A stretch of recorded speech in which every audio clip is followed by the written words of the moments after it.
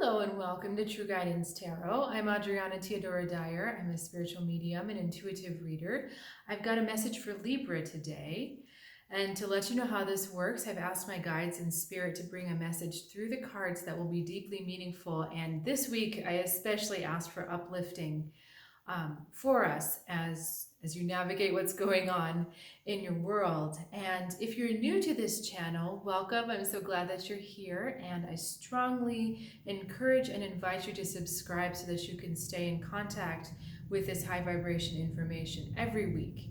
And if you're returning, thank you so much for the opportunity to share this journey with you. I really love doing these readings and I can't wait to get started. So let's just get started. Now, the theme for you this week, Libra, is definitely I, not we. So this is a really transformative week for you where there could be some big growth, some big spiritual growth if you decide that's a direction you want to go. So the energy of the universe is presenting you with this Pentacles energy, Queen of Pentacles. I personally love this card. I just think it's so beautiful. But what's going on is the Queen of Pentacles talks about a few different things, and there's a lot of different information coming through right now. So let's see if I can put it into some kind of order. We're talking about the earth. So this is the plane where things happen, right? We can have ideas, but we don't really see ideas until they get manifested into reality. So this is talking about having your feet very much on the ground this week and be willing to nurture yourself. This is a strong message with the Queen of Pentacles, that she talks about earthly nurturing. So things like eating right, sleeping right, taking care of your body, taking care of this earthly part of yourself, because if we don't take care of that, the mind can't work, the spiritual thing can't work, we're all a mess. So this is a big invitation to really open up and take some me time, as well as understand that you kind of need to be focused on the world that's in front of you, the immediate world, not the world that might be to come or the world that was in the past. This is like the immediate world of five senses, the here and now. Now, you're in a different space though.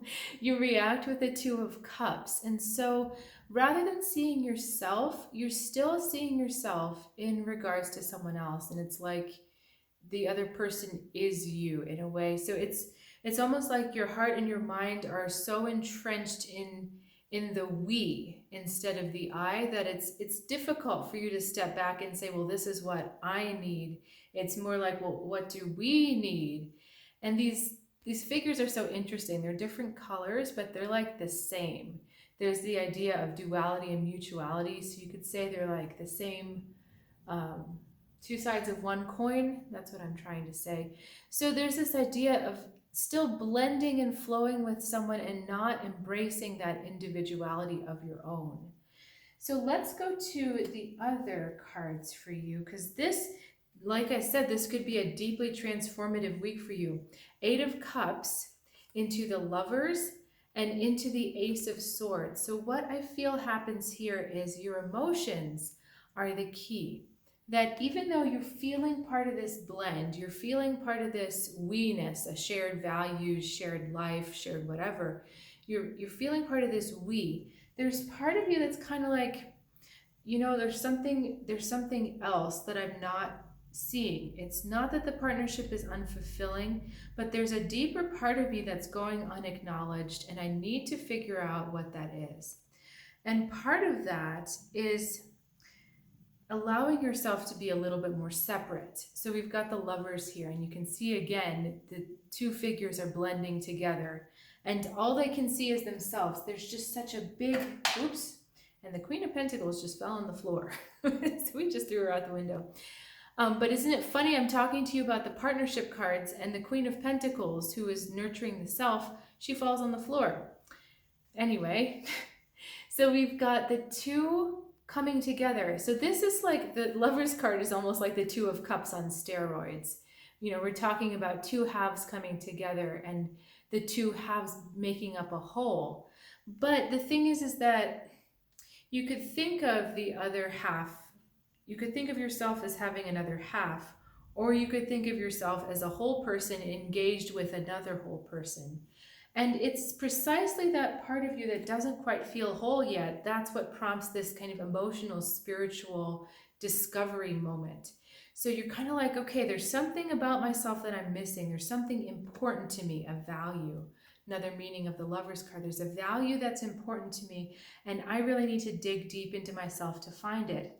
And so you may find that this differs from the values that you share with this other person, that there's something else beyond the life you have together, beyond the mindset. No, they're saying stay with the values. There's something beyond the values that you share with this person that it's just different. And so now we come to the Ace of Swords, which I love, is that you make a decision that, okay, I have found that thing that's important to me, and I am going to stand behind and protect it. All those swans are protecting that idea. And they are so present and so lively. And I feel like this, it's not just a victory of the mind, like it's a celebration, it's a success that you found out this idea or this concept that's really important to you, and you've decided that you're also going to follow that. It's also that you've made a step or a stab at individuality. The I, you can almost see that in the sword. It looks like the letter I a little bit. So instead of this we, all of us together, the we, you go off on your own, and then you discover this thing about yourself. And let me get a little bit more, because I'm not feeling like, oh, this is interesting. I'm sorry, I'm like a squirrel here. She's got purple, and this is all purple. So it's like the feminine side of you sees and decides what it wants, and then it becomes a more masculine decision. So, okay, I interrupted myself because I was just going to ask them a question, and they answered it as I interrupted myself. So let me back up, because the relationships are also metaphors. They're physical metaphors for that harmonization and the reconciliation of the masculine and the feminine energies in us. And this is an opportunity to transform into a much stronger feminine energy, not one that is needy, not one that always comes at people with, this is what I need from you and you must take care of me, but a stronger feminine that is grounded in compassion, that is grounded in empathy, and that's really grounded in those higher spiritual values that are so much bigger than just our earthly needs of, oh, you must take care of me, oh, we must be the same. So that's what's been happening. Okay, I'm getting so excited with these readings because it's like they finally put the lightning bolt in, like right at the end. So this was you trying to become like the other person, trying to dissolve into their identity in a way.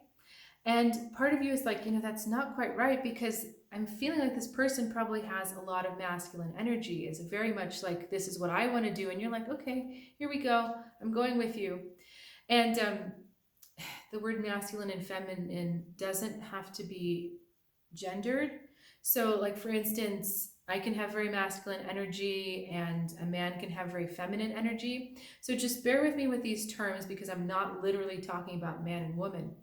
When I say masculine energy, I mean someone who's very decisive, very forthright, but also very self-focused, very me-focused. Whereas that feminine is more we-focused. But when the feminine is weak, it becomes we-focused from the need. Like, I need this person here. I need this around me. And so it's all about taking in rather than sharing. And that Queen of Pentacles, the poor queen who fell on the floor, is that strong feminine presence that nurtures herself, and in so nurturing herself, nurtures other people. So that's what they were trying to tell me here, is that this actually becomes a decision from the feminine, from that lovely purple divine chakra color. So you make a decision from the feminine that, okay, but this is who I am. This is what I need to be nurtured in this partnership. And what actually happens is that your partnership becomes even stronger, because you're showing up in your strength with your perspective, and then you know how to blend that with someone else. Rather than having to leave all that behind to become someone else, you're able to blend those two things together, which makes your feminine energy even stronger. And it makes the bond of the relationship feminine and strong and tied together with pure love, and not the need and the protection and the obligations and the contracts of the masculine energy.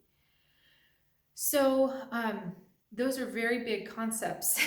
They just through for us. So if you've got questions about that, please let me know in the in the comments. And I also wanted to let you know, if you're ever looking for some more specific advice or some more specific perspective, I do offer intuitive readings and spiritual guidance over Zoom. And you can find out more on trueguidancetarot.com. And there's more information in the description below. So have a great week. These were awesome cards. Really interested to see how you get on with this information. So I will look forward to seeing you next time, and have a good one.